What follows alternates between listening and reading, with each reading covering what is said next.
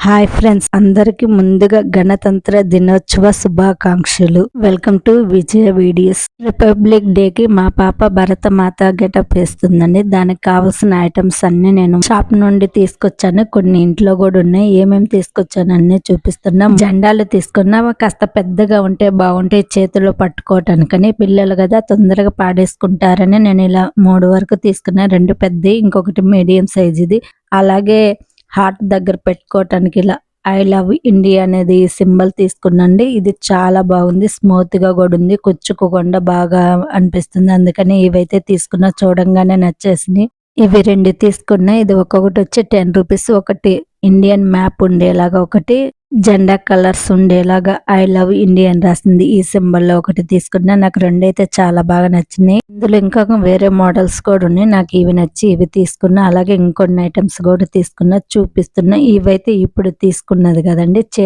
చేతికి బ్యాండ్ లాగా వేసుకోవటానికి బాగుంటదని. అలాగే బ్యాంగిల్స్ కూడా తీసుకున్నా. ఇవేవి ఇప్పుడు తీసుకునే కాదు, ఇవి తీసుకుని దాదాపుగా ఒక 5 years పైన అయింది అనుకుంటానండి. అప్పటి నుండి ఇలానే దాచిపెట్టినాను.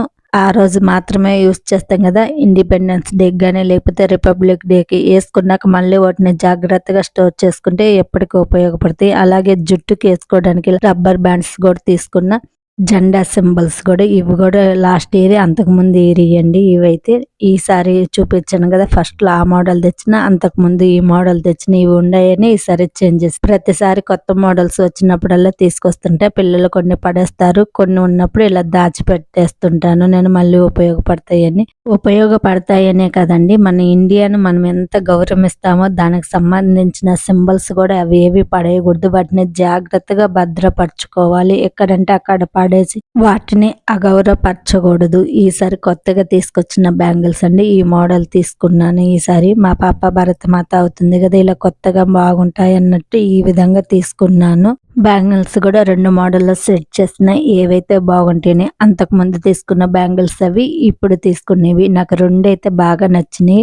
ఫైనల్ గా అయితే చూసి వేస్తాను. భరతమాత అంటే కంపల్సరిగా కిరీటం ఉండాలి. అలాగే కిరీటం కూడా తీసుకున్నా. ఈ కిరీటంలో గోల్డ్ కలర్ ఉంది, సిల్వర్ కలర్ కూడా ఉంది. నేనైతే సిల్వర్ కలర్ తీసుకున్న. శారీస్ టీచర్స్ కలరు శారీ అనే సెలెక్షన్ చేసి వాళ్ళే పంపించారు. ఇదైతే నేను కట్టుకున్న చీరే, పాతదేను, కొత్తదైతే కాదు. నేను 4-5 కలర్స్ పంపించా. వాటిల్లో వాళ్ళకి నచ్చిన కలర్ ఈ చీరనే సెలెక్షన్ చేసి పంపించారు. ఇవన్నీ భరతమాత గెటప్ కి మా పాపకు తీసుకున్న ఐటమ్స్. ఖచ్చితంగా ఇప్పుడు పిల్లలకి స్వాతంత్ర్యం గురించి, సమర యోధుల గురించి ఖచ్చితంగా తెలియచేయాలి. ఇలా గెటప్ ద్వారా గానీ, స్పీచ్ల ద్వారా గానీ, ఏదో ఒక రూపంలో అయితే ఖచ్చితంగా మన పిల్లలకైతే తెలియచేయాలి. మా పాప స్కూల్లో 2-3 years నుండి భరతమాత గెటప్ వేయాలని ఎక్కువ ఆశపడుతుంది. ఇప్పటికైతే తన కోరిక నెరవేరుతుంది. తను చాలా సంతోషంగా ఉంది. నాకు కూడా చాలా సంతోషంగా ఉంది. భరతమాత గెటప్ వేయడం అంటే అంత చిన్న విషయం అయితే కాదని నేను అనుకుంటున్నా. మీకు వీడియో ఎలా అనిపించిందో నాకు కామెంట్స్ చేయండి. నేను రేపు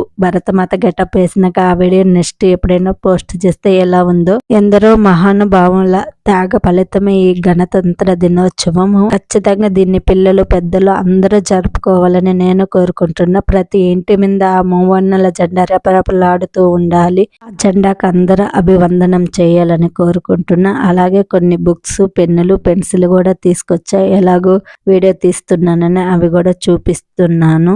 మీకు ఈ వీడియో నచ్చితే లైక్ చేయండి, మీ ఫ్రెండ్స్ అండ్ ఫ్యామిలీ మెంబర్కి షేర్ చేయండి. నా ఛానల్ని సబ్స్క్రైబ్ చేసుకుని బెల్ యాక్టివేషన్ చేసుకోండి. నోటిఫికేషన్ ద్వారా మీకు ముందే అందుద్ది.